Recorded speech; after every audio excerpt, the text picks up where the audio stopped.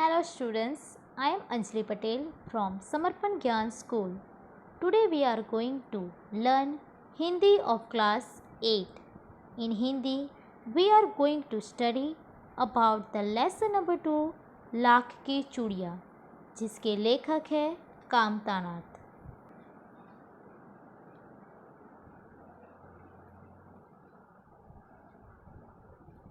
तो चलो बच्चों, आज हम जानते हैं लाख की चूड़ियाँ, जिसके लेखक है कामतानाथ। तो बच्चों, आपको यहाँ पर एक चूड़ियाँ बनाने वाला इंसान दिख रहा है, जिसको हम कहते हैं मणिहार। कि जो चूड़ियाँ बनाता है उसे मणिहार कहा जाता है। तो यहाँ लेखक हमें यही मणिहार की कहानी हमें बताने वाले हैं। तो चलो बच्चों, अब हम जानते हैं कि लेखक हमें उनकी कौन सी बातें हमें बताना चाहते हैं। व्यक्ति यहाँ पर एक चूड़ियाँ बना रहा है, जिसके बारे में लेखक हमें कुछ बताना चाहते हैं। तो चलो बच्चों, आज हम जानते हैं उनके विषय में। सारे गांव में बदलू मुझे सबसे अच्छा आदमी लगता था, क्योंकि वह मुझे सुंदर सुंदर लाख की गोलियां बना कर देता था।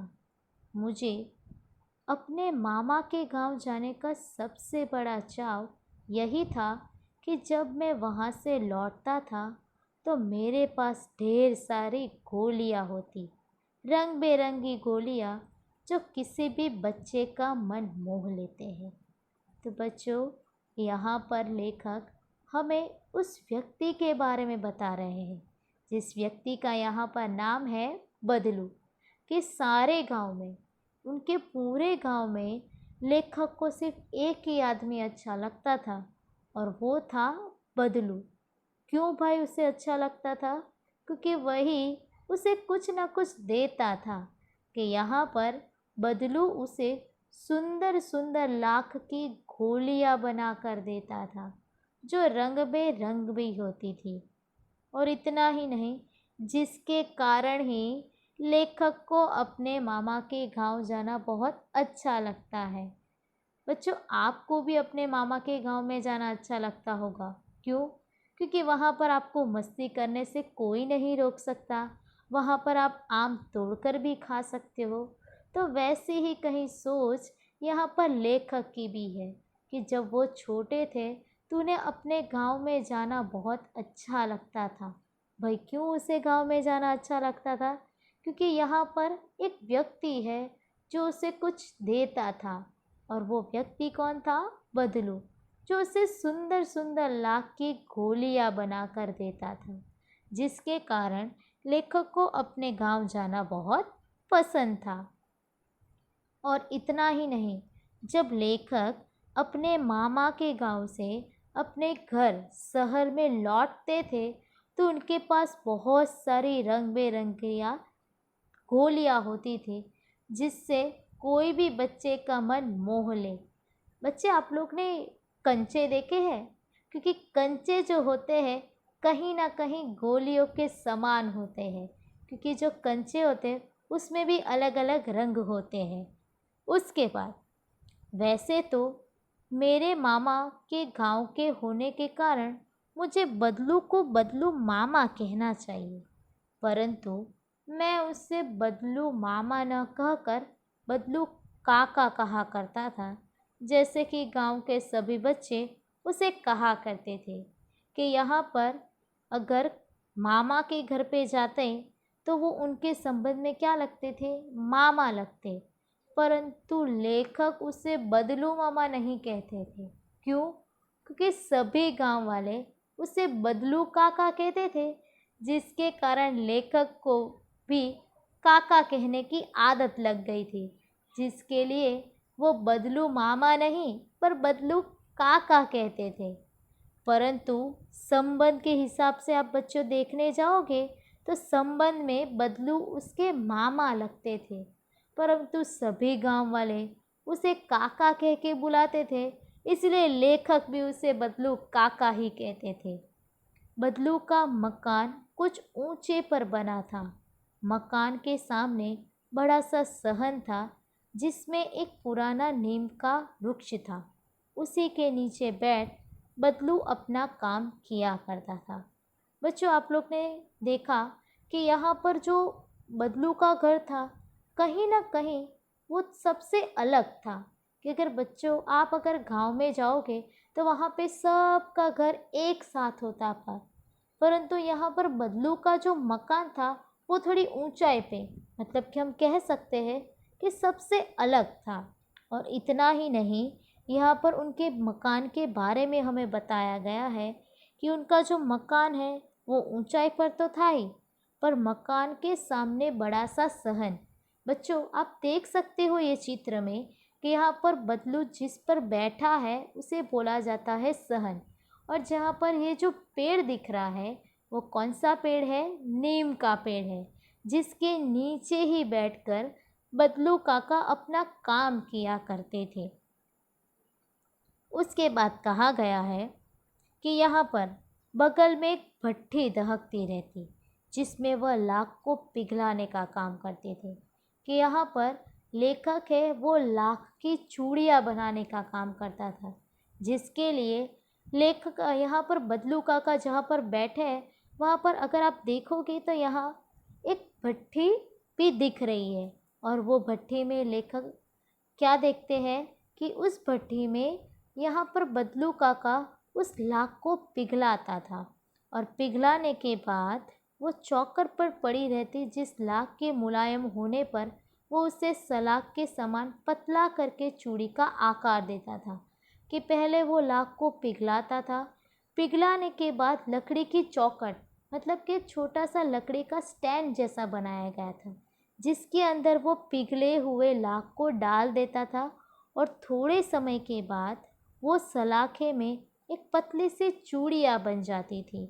और वो चूड़ियाँ बनने के बाद वो बैलनुमा मुगरेली में रखती है, जो आगे कुछ पतली और पीछे कुछ मोटी होती है, जो यहाँ पर हमें चित्र में दिख रही है। उसके बाद लाख की चूड़ी का आकार देकर वो उन्हें मुगरेली ऊपर चढ़ाकर गोल और चिकना बनाता था। तब एक कर पूरे हाथ की चूड़ियाँ बना चुकने पर पश्चात उन पर रंग करता था।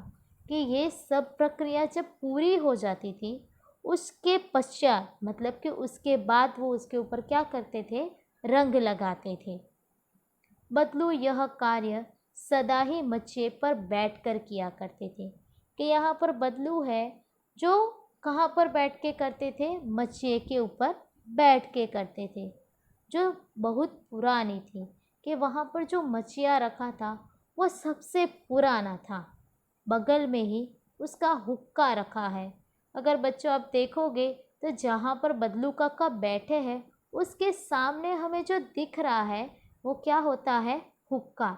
जो ऐसा हुक्का पहले हमारे राजा महाराजे यूज़ करते थे, मतलब कि उसका उपयोग करते थे, जिससे वह बीच बीच में पीता रहता, मतलब कि वो अपना कार्य भी करते थे और उनके साथ वो हुक्का भी पीते रहते थे।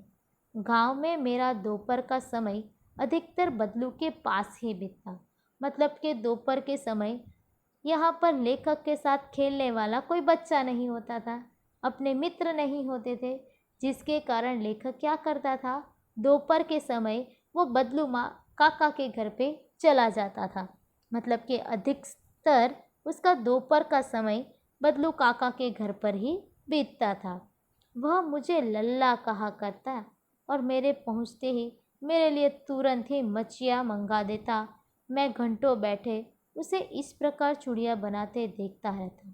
मैं जब लेखक वहाँ पर जाते थे तो कहीं ना कहीं बदलू काका लेखक को कामतानाथ नाम से नहीं बुलाते थे, वह उसे प्यार से लल्ला कहकर बुलाते थे।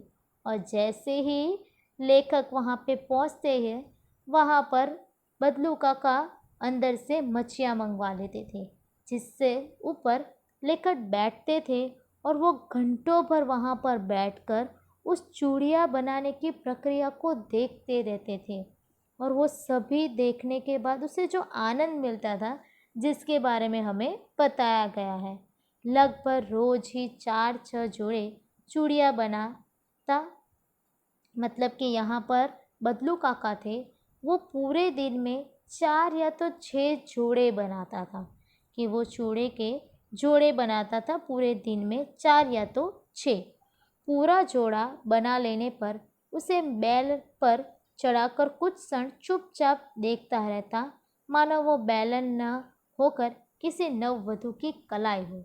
मतलब कि यहाँ पर लेखक हमें बता रहे हैं कि जब सिर्फ मैं ही चूड़ियों को नहीं देखता था, पर जैसे ही वो चूड़ियाँ बनकर तैयार हो जाती थी, तो कहीं ना कहीं वो चूड़ी को बदलू काका भी देखा करते थे, और ऐसे देखते जैसे वो यहाँ पर रखी हुई नववधु की कलाई में हो, कि वो जो चूड़ियाँ होती थी वो वहाँ पर बनने के बाद वो बैलन पे लगाई जाती थी। बैलन कि मतलब कि देखो बच्चों, यहाँ पर आपको एक लकड़ी जो लगाई हुई है वो कहीं ना कहीं बैलन के समान है, और वो बैलन पर रखने के बाद जो बदलू काका है उसे देखा करते थे, और जब वो देखते थे तो ऐसा प्रतीत होता था कि कहीं ना कहीं वो नववधु के समान हो। तो चलो बच्चों, अब हम बदलू के बारे में जानते हैं। बदलू मणिहार था। चूड़ियाँ बनाना उसका पैतृक पैसा था, कि यहाँ पर बदलू था वो मणिहार। मणिहार मतलब कि मैंने आप लोग को पहले भी बताया, मणिहार मतलब कि चूड़ियाँ बनाने वाला, और चूड़ियाँ बनाने का काम वो उसका पैतृक पैसा था। पैतृक मतलब कि हम बोल सकते हैं पूर्वजों के समय का, जहाँ पर बदलू काका, उसके पिताजी ने भी वही काम किया, और उसके पिताजी के पिताजी ने भी वही काम किया। मतलब कि जिसको हम बोल सकते पैतृक पैसा था। और वास्तव में वह बहुत ही सुंदर चूड़ियाँ बनाता था, कि यहाँ पर जो बदलू काका थे वो चूड़ियाँ बनाने का काम करते थे, पर वो जो चूड़ियाँ बनाता था लाख की, वो बहुत ही असल में सुंदर होती थी। उसकी बनाई चूड़ियों की खपत भी बहुत थी, कि यहाँ पर बदलू काका जो चूड़ियाँ बनाता था उसकी खपत मतलब कि उसकी मांग, कि उसको लेने वाले भी बहुत ज़्यादा लोग थे। उस गांव में तो सभी स्त्रियां उसकी बनाई हुई चूड़ियाँ ही पहनती थी, कि यहाँ पर ऐसा बताया गया है कि बदलू काका जिस गांव में रहते थे उस गांव में सभी स्त्रियां उनकी बनाई हुई चूड़ियों को ही पहनते थे, और इतना ही नहीं, आसपास के गांव के लोग भी उनके पास ही चूड़ियाँ ले जाते थे। परंतु वह कभी कभी चूड़ियों को पैसे से बेचता न था। उसका अभी तक वस्तु विनिमय का तरीका, और उन लोगों अनाज के बदले में चूड़ियाँ ले जाते थे। मतलब कि यहाँ पर बदलू काका जो चूड़ियाँ बनाता था और वो जो स्त्रियों को बेचता था, उसके बदले में वो पैसा नहीं लेता था, पर उसके बदले में वो क्या लेते थे? अनाज, जिसको हम जानते हैं बार्टर सिस्टम, कि यहाँ पर वस्तु विनिमय मतलब कि एक वस्तु का दूसरे वस्तु से आदान प्रदान, कि यहाँ पर बदलू काका यहाँ पर चूड़ियाँ बनाता था, और चूड़ियाँ बनाने के बाद वो बेचता था, और वो बेचते समय वो पैसे नहीं, पर उसके बदले में वो अनाज लेता था। बदलू का स्वभाव से वो बहुत सीधा था, कि यहाँ पर बदलू काका का स्वभाव कैसा था? सीधा। मैंने कभी भी उसे किसी से झगड़ते नहीं देखा। हाँ, शादी विवाह के अवसर पर वह अवश्य जिद पकड़ जाता था। मतलब कि बदलू काका का स्वभाव थोड़ा सीधा था, वो इतना जल्दी किसी के साथ झगड़ा नहीं करते थे। पर हाँ, जब शादी ब्याह का समय हो तो कहीं ना कहीं बदलू काका एक जिद पकड़ लेते थे। और वो क्या जिद पकड़ लेते थे? जीवन भर चाहे कोई उससे मुफ्त चूड़ियाँ ले जाए, परंतु विवाह के अवसर पर वह अपनी सारी कसर निकाल देते थे। मतलब कि यहाँ पर जब ऐसे ही चूड़ियाँ वो बेचते थे तो उतनी ज़्यादा मगजमारी नहीं करते थे, मतलब कि उतनी ज़्यादा वो कुछ नहीं कहते थे। पर जब अगर उसे पता चलता था कि उसके घर में जो व्यक्ति यहाँ पर चूड़ियाँ खरीदने आया है, उस व्यक्ति के घर पे उसकी बेटी की शादी है, मतलब कि ब्याह का अवसर है, तो वो अपनी सब कसर निकाल ही देते थे। आखिर सुहाग के जोड़े का महत्व ही और होता था।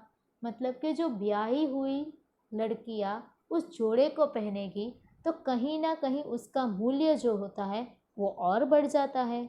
मुझे याद है मेरे मामा के यहाँ किसी लड़की के ब्याह पर जरा सी किसी बात पर बिगड़ गया था और फिर उसको मनाने में लोहे लग गए थे कि यहाँ पर मुझे एक अवसर और याद आता है। मतलब कि लेखक को एक अवसर याद आता है कि जब लेखक के घर में उसके मामा की लड़की का ब्याह था और उस समय बदलू काका ने एक जिद पकड़ ली थी और उसके कारण बदलू काका को मनाते मनाते लोहे लग गए थे।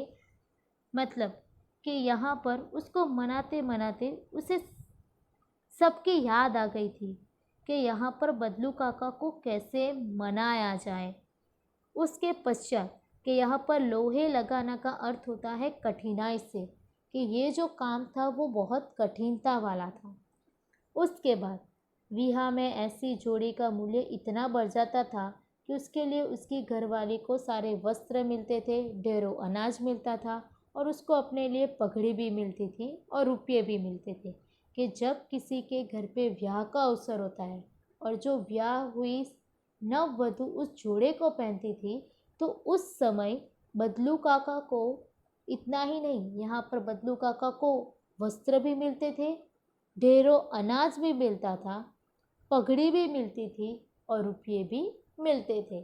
तो बच्चों आज हमने क्या जाना कि बदलू काका कैसे इंसान हैं, वो कहाँ पर रहते थे, लेखक उसे क्यों मामा न कहकर काका बुलाते थे और वो कैसे लाख की चूड़ियाँ बनाता था, उस विषय में हमने जाना।